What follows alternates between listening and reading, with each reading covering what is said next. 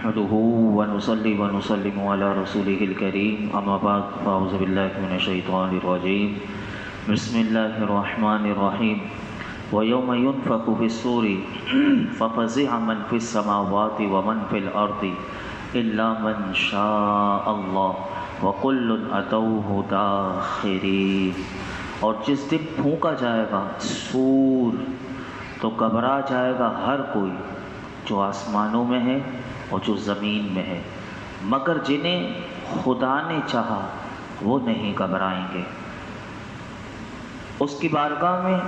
سب حاضر ہوں گے عاجزی کرتے ہوئے۔ اس آیت کریمہ میں اللہ رب العالمین نے قیامت کیسے آئے گی کہ حضرت اسرافیل علیہ السلام تیار بیٹھے ہیں کہ جب اللہ کا حکم ہو تو وہ سور پھونکے۔ تو فرمایا کہ جب انہیں اللہ تعالیٰ کی طرف سے حکم ملے گا تو وہ سور پھونکیں گے اور وہ آواز ایسی ہوگی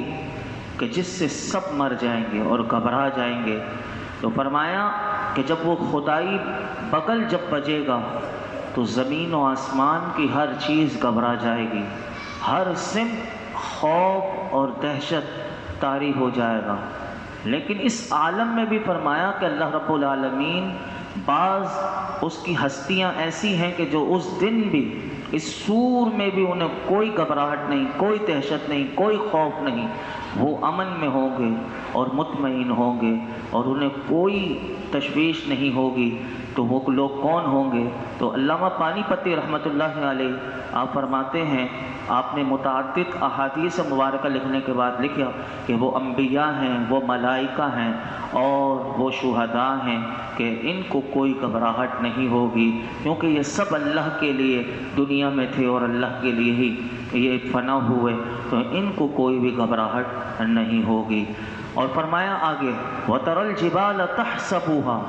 جَامِدَةً وَهِيَ تَمُرُّ مَرَّ السَّحَابِ صُنْعَ اللَّهِ الَّذِي أَتْقَنَ كُلَّ شَيْءٍ إِنَّهُ خَبِيرٌ بِمَا تَفْعَلُونَ۔ اور جب اس روز پہاڑوں کو دیکھے گا تو گمان کرے گا کہ یہ ٹھہرے ہوئے ہیں، حالانکہ وہ چل رہے ہوں گے۔ بادل کی سی چال، یہ کاریگری ہے اللہ کی جس نے اپنی حکمت سے مضبوط بنایا ہر چیز کو، بے شک وہ خوب جانتا ہے جو کچھ تم کر رہے ہو۔ یہاں پر دو باتیں بیان ہوئیں اس آیت کریمہ میں۔ پہلی بات یہ بیان ہوئی کہ قیامت کے ہولناک مناظر میں سے ایک اور منظر کو اللہ نے بیان کیا کہ قیامت کا ایک اور ہولناک مناظر میں سے جو منظر ہوگا اور دل کو لرزا دے گا، فرمایا وہ والا منظر ہوگا کہ تم پہاڑ کو دیکھو گے کہ پہاڑ اپنی حجم اور جسامت کے باعث دیکھنے والوں کو تو ایسا لگے گا کہ اپنی جگہ پر ٹھہرا ہوا ہے۔ فرمایا حقیقت میں ایسا نہیں ہوگا۔ فرمایا وہ پہاڑ چلنا شروع ہو جائیں گے، اور وہ کیسے چلیں گے؟ فرمایا جیسے بادل چل رہے ہوتے ہیں، اور بادل کتنی جسامت اور اپنا جسم بھی رکھنے کے باوجود، حجم رکھنے کے باوجود،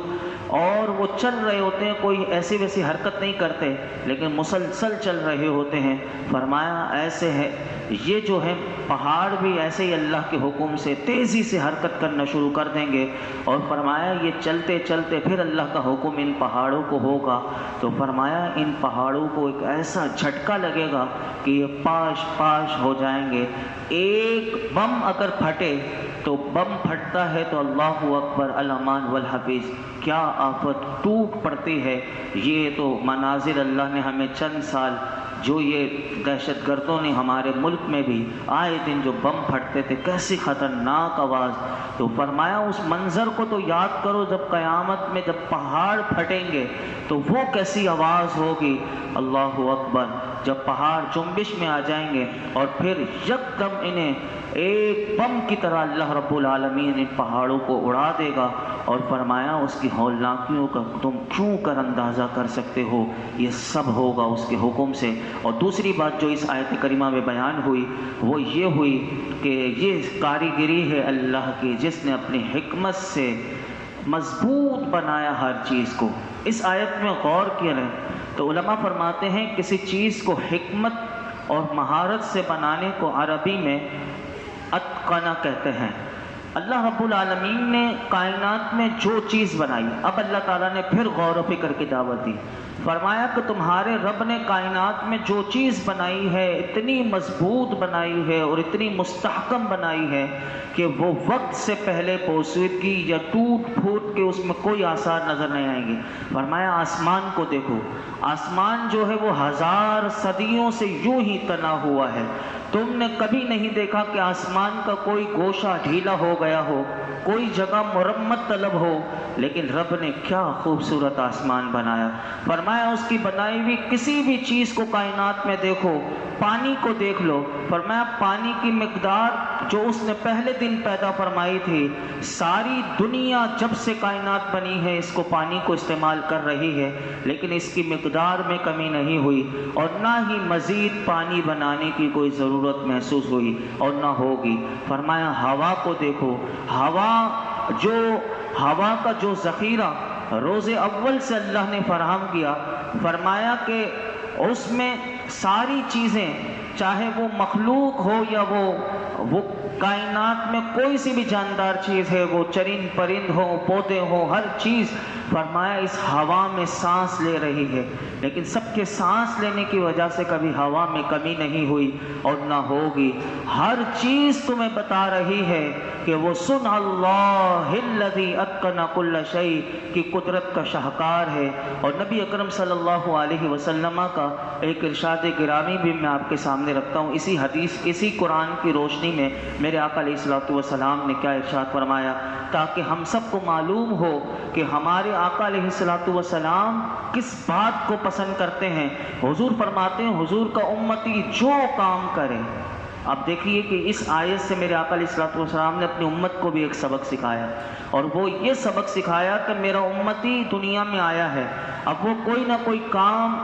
کرے گا تو اسی سے اس کا روزگار ملے گا۔ اب اس کام کو جب وہ کرے تو میرے آقا چاہتے ہیں کہ چاہے وہ فنی ہو، وہ فنی پختگی اور صنعتی مہارت کا ناقابل تردید ثبوت اس کے کام سے ملنا چاہیے، یہ نہیں کہ جو کام کرے تو وہ نیم دلی سے اور بے توجہی سے کرے اور اس میں کوئی خامی اور نقص باقی رہ جائے۔ میرے آقا کیا فرماتے ہیں سنیے، نبی کریم صلی اللہ علیہ وسلم ارشاد فرماتے ہیں، رحم اللہ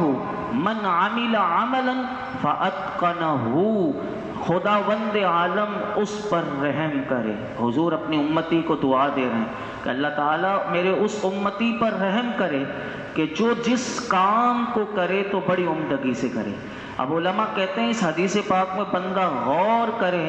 تو اسے سمجھ میں آ جائے گا پختگی، پائیداری اور نفاست کون سی چیز ہے کہ جس کا ذکر اس مختصر سے جملے میں نہ آ گیا ہو۔ میرے آقا علیہ الصلوۃ والسلام اپنے غلاموں سے اسی چیز کی توقع رکھتے ہیں اور اسی کی تلقین فرماتے ہیں کہ فنی ہو، صنعتی ہو، دیگر میدانوں میں جو کام کرنے والا ہے، میرے آقا اس کو پیغام دے رہے ہیں کہ وہ کام کو کرے تو بڑی عمدگی سے کرے۔ اب اس میں میرے لیے، آپ کے لیے، ہر ایک کے لیے پیغام ہے کہ وہ اپنے کام کو بڑی ایمانداری سے کرے۔ اور یہی حدیث مبارکہ کو آپ دیکھیں تو یورپین ممالک میں جہاں کام بڑی پختگی سے اور ان کا چیک اینڈ بیلنس جب ہوتا ہے تو جب وہ کام میں تھوڑا سا بھی نقص ہوتا ہے تو پھر سزائیں ملتی ہیں، اور جب سزا ملتی ہے تو پھر وہ کام میں کبھی آئندہ کرپشن بھی نہیں ہوتی، کوئی بےایمانی بھی نہیں کرتا اور کسی کی جان کو نقصان بھی نہیں ہوتا۔ آج لوگ ایک کنسٹرکشن کا ہی اگر ہم معاملہ دیکھ لیں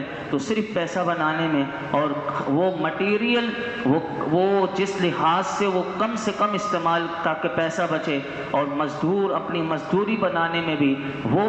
وہ اپنی اگر صحیح ایمانداری سے وہ کام نہ کرے تو یہ اللہ کو بھی پسند نہیں اور اللہ کے رسول کو بھی پسند نہیں، اور پھر وہ جو پیسہ بندے کے پاس آتا ہے تو اس میں نہ برکت ہوتی ہے، نہ سکون ہوتا ہے، نہ رحمت ہوتی ہے، تو وہ پھر بندہ کما تو رہا ہوتا ہے لیکن جب وہ اللہ نہ کرے تو تھوڑے سے زلزلے کے جھٹکے آتے ہیں تو وہ زمین بوس ہو جاتی ہے۔ اور باہر ممالک میں اگر جو زلزلہ آیا تھا ابھی تو وہاں کے باقاعدہ ان انجینئر کو بھی، ان کو سب کو طلب کیا گیا کہ جس نے وہ بنانے میں سستی کا وہ مظاہرہ کیا تھا یا کرپشن کی تھی، ان سب کو سزائیں دے دی گئی تاکہ آئندہ کوئی نہ کرے۔ یہی اگر چیز ہم نے مسلمانوں نے پہلے جس طرح عمل ہوتا تھا آج بھی دوبارہ یہ عمل شروع ہو گیا، اور یہ دعائیں جس نے حضور کی لے لی کہ میرے آقا فرماتے ہیں رحم اللہ من عمل عملا فاتقنہ،